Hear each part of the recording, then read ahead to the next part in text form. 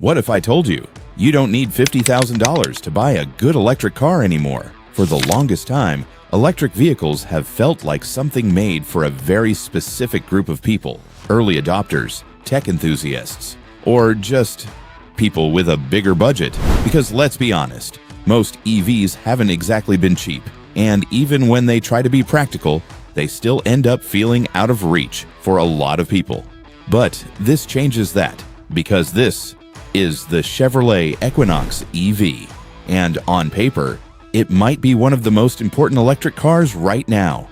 Not because it's the fastest, not because it's the most powerful, but because of what it represents: affordability. And that's something the EV market has been missing for a long time.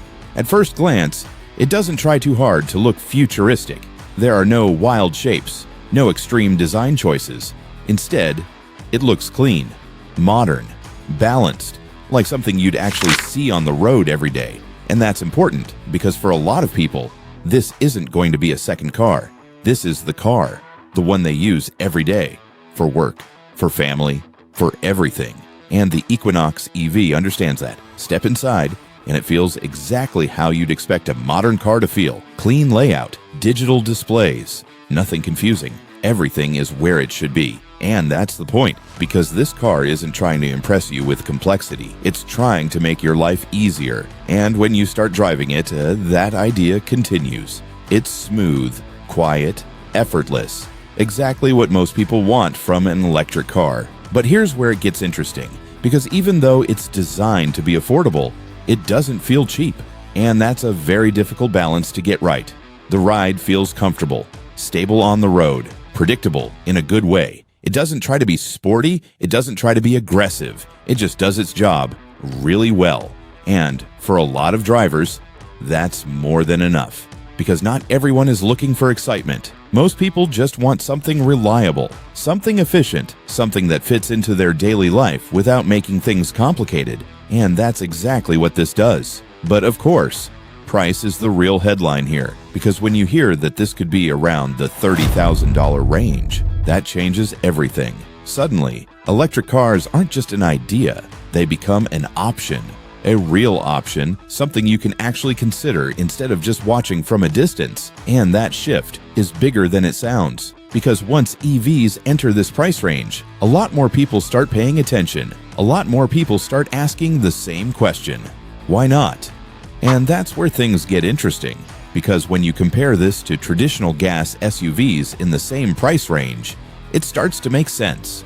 Lower running costs, less maintenance, a smoother driving experience, and a completely different way of thinking about ownership.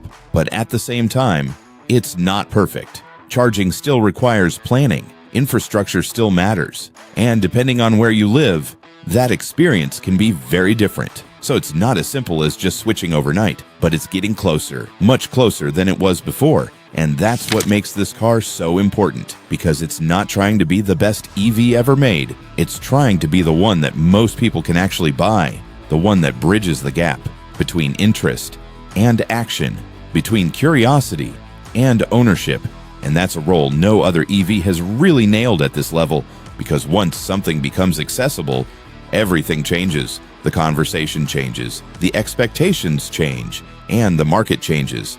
And maybe that's what we're starting to see here. Not a revolution overnight, but a shift, a slow, steady move towards something new. Because the future of electric cars was never just about performance. It was about accessibility, about making it possible for more people to be part of it. And this might be one of the first real steps in that direction.